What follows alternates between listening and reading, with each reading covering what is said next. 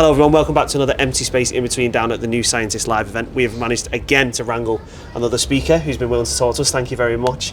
Tom, thank you for joining us. My pleasure, yeah. Always happy to talk maths and Pokemon. Well, that's what I mean. So when we first got asked to do this, we saw on the thing, it was like, Tom, maths with Pokemon, and I said to Sam, this is we've got to go to this speech, because for those who don't know, me and Sam, massive Pokemon nerds. Yeah, battle it out every week in the actual TCG.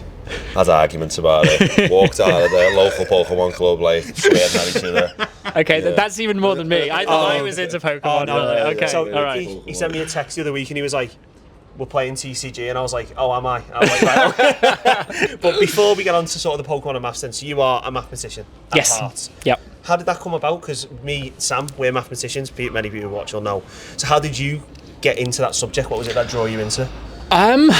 So I get asked this question a lot, and to be honest, I don't know. Yeah. Is The how honest answer. but I think it's always been my favorite subject. Yeah. So like, memories of school, like learning numbers, they were like the things I enjoyed. Yeah. And the other stuff was like, oh, I can do it, but not my favorite. Yeah. So it was always maths as my favorite subject. And I think now, I guess obviously being older and wiser and supposedly, I think looking back, it's maybe just the way that like my brain sees the world. Yeah. So not in, sometimes when I say that, people picture like a beautiful mind with all like the equations, like it's none of that, but it's more like, even now, right, I'm looking at this bridge behind us and like something in my head is like, ooh, like I wonder why the wires are at those specific angles to help with like the distribution of weight. Yeah. I'm not actually trying to solve that, It's just but a my brain curious sees thought. it and is like, okay, that is an interesting thing about this object. Yes. So, it's just that. I think my brain, and I don't know whether this happened when I was younger or whether this has developed because I now do maths all the time. Yeah. I didn't record how I saw the world when I was like 10. But I'm very similar in terms, and I think you're the same, in that we did maths because we like doing other things. So like I always like data analytics, and then I got into computer science, so I did like maths just came from there. I don't know if you were the same. No, I'd say I was a bit more like Tom. I don't really know why. So kind of was good at it, kind of fell into it, kind of was like, well, I guess I'll carry on. But as Ryan said, it was backed up by other things I was interested in. So for me, it's like I never felt like I made the decision to study maths. Exactly that's what I mean. Yeah. Like that's how what I some mean. people like you'll do even like picking A levels, right? The first time you actually have to pick what you're doing at school, I was like, well, obviously I'm doing double maths, and then was like, what else am I going to do? And then it was like, oh, I want to go to university. It's like, well, clearly I'm doing maths because it's an option. So I never had to think, am I doing maths, physics, engineering, which of course lots of people do, completely understandably. But for me, it was like, well, I'm just obviously going to do maths. It didn't feel like a decision that I was making. There was enjoyment there and there was talent there. And so then going another way where maybe there is enjoyment but the talent's not there. You know it was going to be a harder path. Quite like, that possibly, will be more difficult because I'm not as good at it. Moving on to sort of your talk today at the New Scientist Live event, it was about how the maths within the Pokemon games. So you had more like sort of the sort of funnier examples, like how much Charizard has to eat in a day, and the Macargo, how much energy it puts out, and then obviously the more actual stats behind the game. So how did you land on that sort of specific to try and put forward maths as like the vessel, like instead of potentially something else? That's a good question. So I think my favorite thing about maths is once you have the tools, and in particular like the tools of calculus, so kind of once you really get into that, which is kind of like university level, you get hints of it at like school, A level, little bits. Once you really start to get into it, is like university. And so I just love the fact that once you have the tools of mathematical modeling, whether it's calculus or probability or stats, you can then just apply it to absolutely anything. And I was saying this for years, and then I finally thought, well, why don't I do that? Rather than telling everybody, right, as a mathematician, you can apply it to anything. This is why I enjoy maths so much. Why don't I apply it to the things I enjoy? So, I was like, right, maths of Pokemon. I did the maths of sport, maths of football, maths of video games, again, maths of Pokemon. Well, the maths in football is a really interesting one, because I speak to a lot of people all the time. They're like, no, football's the beautiful game that has...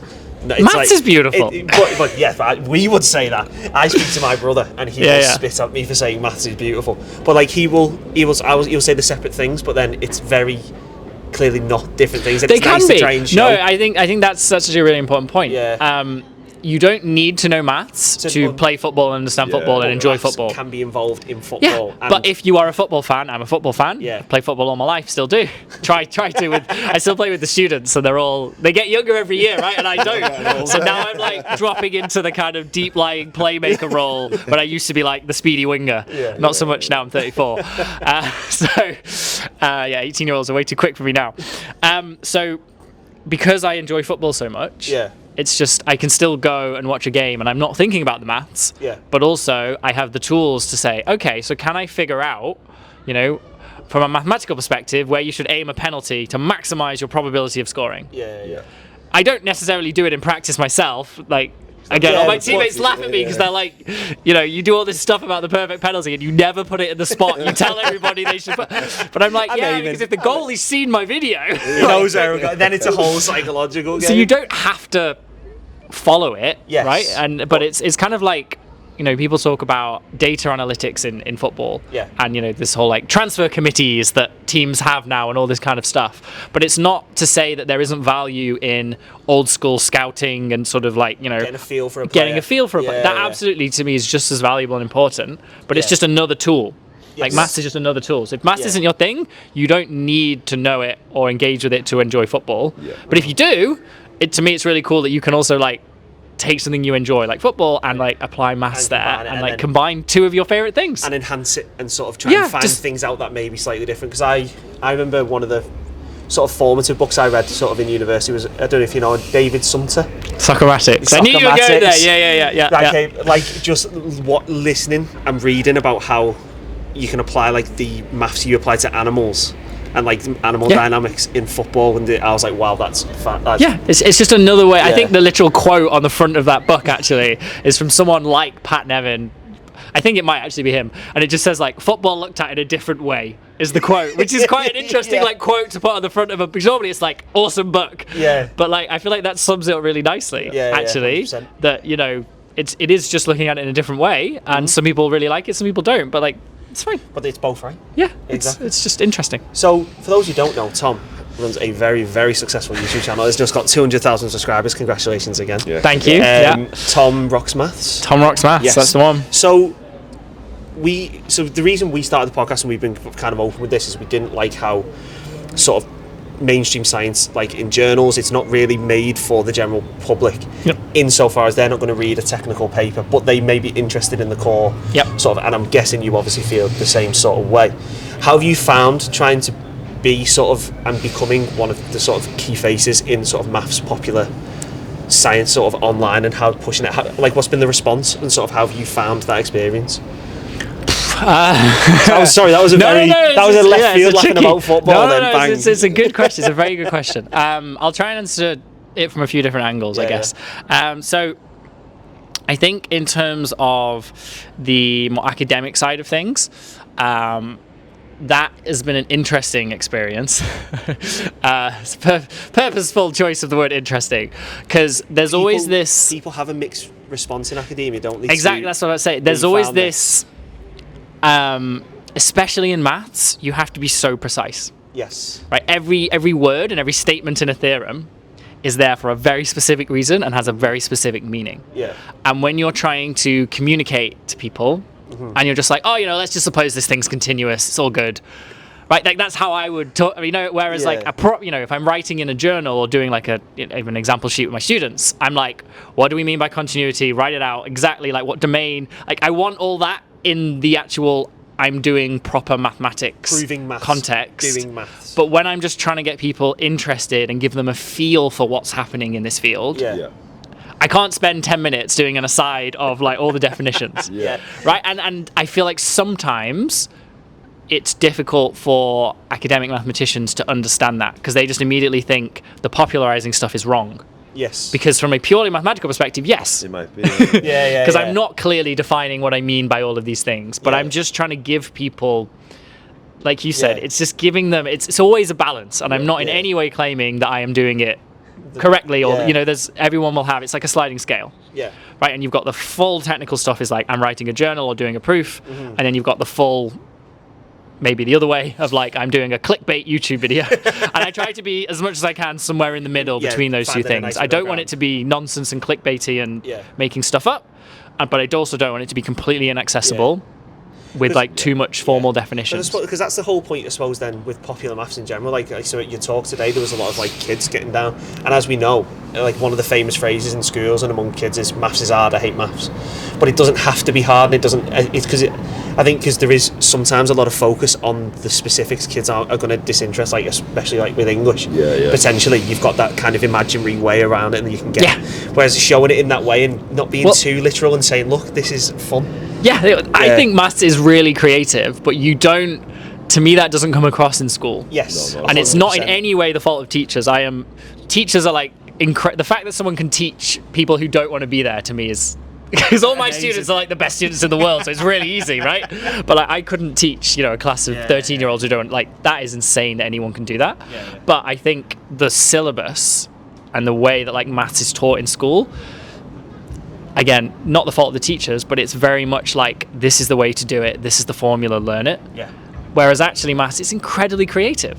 Like I completely agree. No, I was just going to say, Tom, I've got mates who say like, oh, when we done maths, we didn't learn anything about the real world. We should be learning about insurance. And I say, no, that's the opposite of what we should be doing. It should just be made funner. That wouldn't be any fun. But at the moment, it's like in the middle. It's not learning about like insurance because you're gonna, if you're an adult and you can't figure that out anyway, you've got bigger problems. But but you shouldn't. It is boring, like in typical like working class schools or in England. But it can be fun, and it can be fun and related back to an actual theorem or an actual part of mathematics. Take one of the joke example I did with the Waylord being a cylinder and Mount Cargo being a sphere, right? But what you could use, you wouldn't present it in the way I presented it, but you could use those two examples as the way of teaching the formula for the surface area of a sphere and for the volume of a cylinder. Of course. But if you just present it in that context, you want a bit of a laugh, you're trying to figure out something about Pokemon. And then along the way, you're like, I need to know the volume of a cylinder. As a student, you're like, okay, I want to know this now because I want to answer this cool Pokemon question. But if you're just like, here's a shape, learn this formula. That's how it's given. It's like, here's the formula for this, learn it. A few other questions then, Tom, before we let you go. The first one is, what's the best Pokemon game? And what's the worst? Oh, that's a good question. So what's done the best job and what is the worst? So I don't think I have a favourite. Okay. But like ones that really stick out in my mind because I've played them all now, pretty much. Red because I played like 100 times through and would keep coming back to it as a kid. It was just that was the original one. Have you still got your Game Boy Color and or get original Game Boy Pocket? A Game Boy Pocket. Old, man, wow. I'm old. Game Boy Pocket. And still have it. Have it. Still runs. Wow. It's probably like a collectible antique now. So red always has a soft spot. My brother had blue. That was how we did it. Then I really enjoyed black and white. I remember really enjoying it. I think that was when I kind of grew out of it a little bit post red and blue, and then came back to it just sort of when I was starting at uni, and that was when black and white was like released, and so I really got back into it then. So I think again that one, and then also Pokemon Y, because I played that, joined my PhD. I spent 6 weeks on a ship collecting data in the ocean, which is super fun. But it's 6 weeks on a ship with nothing to do. So I just absolutely rinsed Pokemon Y hours on end for 6 weeks straight, and so I just really, it sort of got me through being on a boat for 6 weeks. What is the worst Pokemon game that you've played? Just go, this is just poor. Okay, so I didn't really enjoy Sword and Shield because I get what they're doing in terms of switching it up because it was always like 8 gym badges, battles, and so I actually like the fact that now they kind of do a bit of both. Right. And so I don't think that Sword and Shield were bad, but just my playthrough of them, the fact that like one of them you had to like learn a dance to get the challenge. I was like, I get it, but also it's not why I personally play Pokemon. So that would be my least favorite. But again, I do like the fact that they are trying to change it because you can't just continually do the same thing. You got to try something. Is there a capacity then, Tom, to like Soccermatics team up with Nintendo Pokemon and write some type of... Well, I am writing a book at the moment, actually. You don't want us to mention that, we can't cut that out. No, it's all confirmed. It's like, okay. I've signed the deal with Penguin and whatnot, so it will come out eventually. I just need to finish writing it. But yeah, it has a chapter on the maths Pokemon. Amazing. So that's kind of like, Can't wait to read that. that's where the talk came from as well. So the last question, and certainly not least, I think we answered this before the camera started rolling. What is your favourite Pokemon? We got to end on that. Okay, favourite Pokemon overall is Butterfree, which surprises people, but every single time I play Pokemon, I catch a Caterpie, you evolve it really quickly, and then you've got this like level 10 Butterfree that is so much more powerful than anything else you meet, right? Yeah. Especially if you're like, thinking back to Pokemon Red and you've got to defeat Brock with a Charizard. Not Charizard, a Charmander at that point. Yeah. It's impossible. It is But you get a nightmare. Butterfree, you're like, okay, we're good. Sweet, I So like it. it's anytime I play the game, I end up with a Butterfree in my team, and it's got you through the hard early on times. So then I can't, we're like Get rid of it. friends, so I can't get rid of it. So like Yeah. Butterfree stays in the 6. So like, you What's- have this ridiculous legendary stack to be like Butterfree. What I love about that is I'm exactly the same. Like if I hatch an egg in the game, I'm like, well, I've got to use it. This now. is- yeah, I've this is walked my it, little this is baby. mine. I've hatched this egg. I love it. Oh, well, thank you very much for your time and You're welcome. and speaking with us today. For Pleasure. those who don't subscribe, make sure you go and subscribe to Tom Rocks Maths on YouTube. All of Twitter, the social medias, everywhere. at TomRocksMaths. Yeah, and then when the book comes out, we'll make sure to follow Yeah, and pick that up as I well. will be plugging that a lot in Yes. like a year or so, maybe a year and a bit when it comes out. Brilliant. So yeah, if you liked it, like it, make sure to subscribe to get some more stuff from us. And yeah, we'll see you in the next one.